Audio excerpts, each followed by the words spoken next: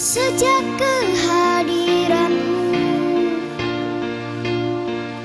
ku temukan rasa cintaku. Tersenyum melihatmu, menghayalkan akan cinta. Dan banyak ini teman-teman yang menanyakan saya mendukung siapa gitu. Kalau hal dukung mendukung sebenarnya ini sih saya itu dulu awal tahun 2025 ini ya, memang kan sekarang saya lagi fokus untuk produksi beberapa film ya. Waktu itu saya memang dikenalkan sama staff saya bahwa Pak, ini ada salah satu penyanyi di TikTok yang lagi rame gitu. Kata saya, siapa? Gak tahu nih, belum tahu. Kata, loh kok kamu sudah ngasih tahu tapi kamu sendiri gak tahu? Ya udah, saya coba lihat dulu di YouTube gitu. Nah itu akhirnya dia bilang, Pak ini namanya Arbil gitu. Arbil, saya bilang coba dengar suaranya.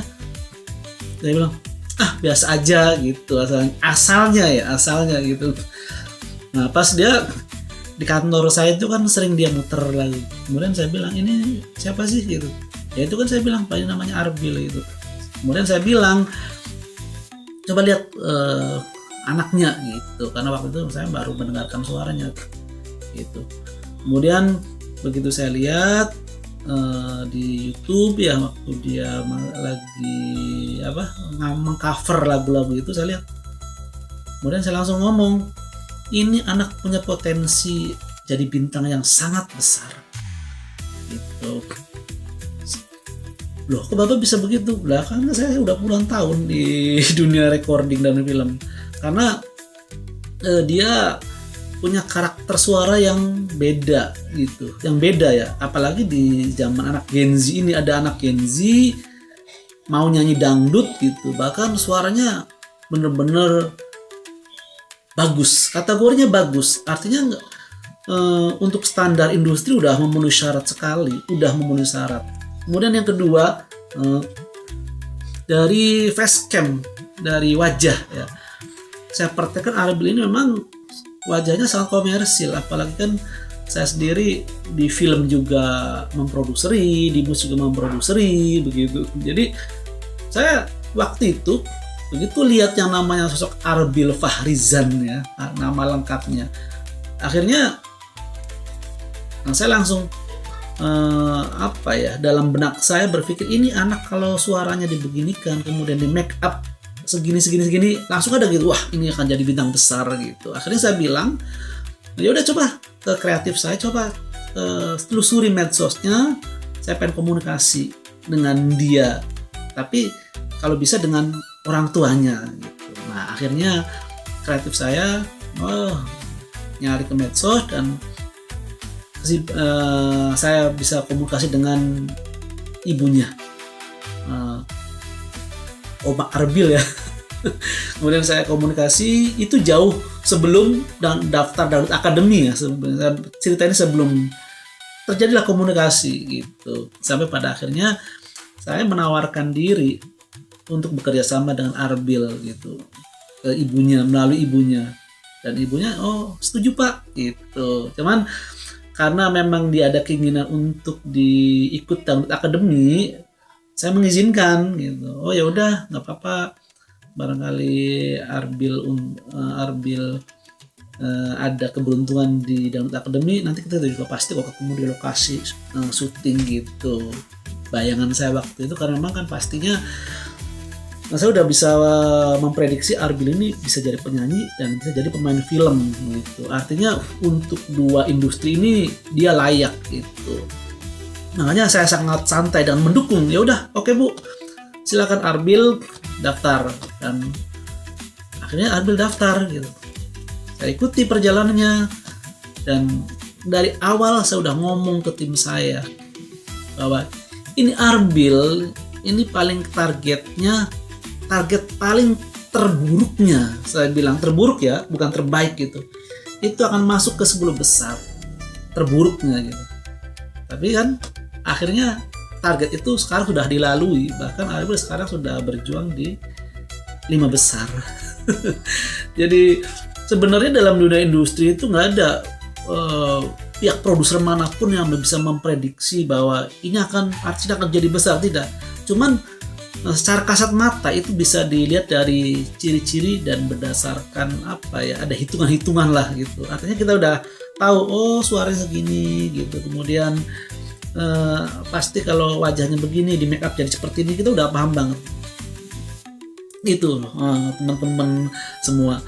Jadi untuk saat ini untuk kontestan saya sendiri secara pribadi itu menjagokan Arbil Fahrizan, jujur Arbil Fahrizan gitu, karena dia sudah memenuhi standar industri ya, standar industri. Artinya saya bisa mempertanggungjawabkan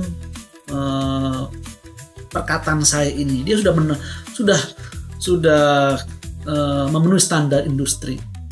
Nanti akan saya bahas lebih tajam tentang sosok calon seorang bintang itu yang bagaimana. Nanti bintang juga kan ada kelasnya, ada yang hanya 1 tahun berkembang kemudian redup, ada yang terus berkembang juga terus gitu. Makanya ini sih prediksi saya, Arbil ini akan menjadi sosok bintang dari laki-laki yang akan mengikuti jejaknya Lesti Kejora. Lesti dari perempuannya, kalau ini dari laki-lakinya. Mungkin teman-teman paham dengan aura bintangnya Lesti waktu dari DA1. Bahkan sampai sekarang pun fansnya Lesti itu bertahan, bahkan di setiap penghargaan yang namanya Lesti Kejora itu tetap menduduki peringkat teratas gitu. Selalu mendapatkan penghargaan. Karena apa? Didukung sama fansnya yang sangat kuat sekali. Nah itu yang kadang-kadang tidak dimiliki oleh teman-teman artis gitu.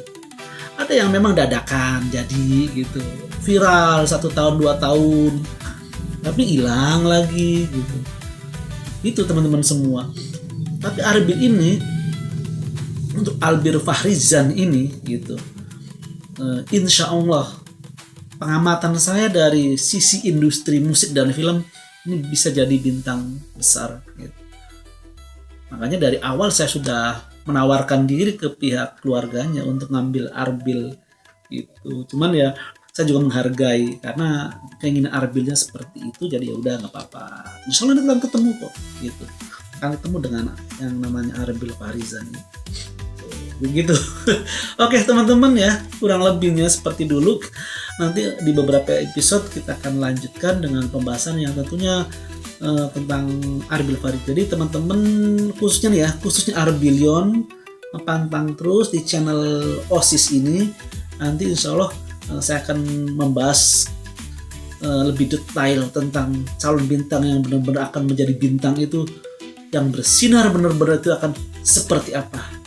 Saksikan nanti di konten saya selanjutnya. Oke, itu dulu dari saya perkenalan.